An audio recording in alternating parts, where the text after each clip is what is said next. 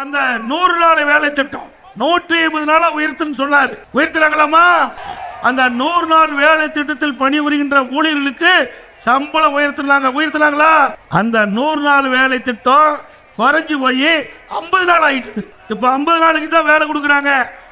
எப்படி திரு ஸ்டாலின் இந்த ஏழை மக்களை ஏமாற்றுகிறார் என்பதை எண்ணி பார்க்க வேண்டும். அது மட்டும் இல்ல, இந்த 100 நாள் வேலை திட்டத்திலே பணிபுரிகின்ற ஊழியர்களுக்கு அவருக்கு உண்டான சம்பளத்தை கொடுக்கல. பல மாத சம்பளம் இன்னும் போச்சு.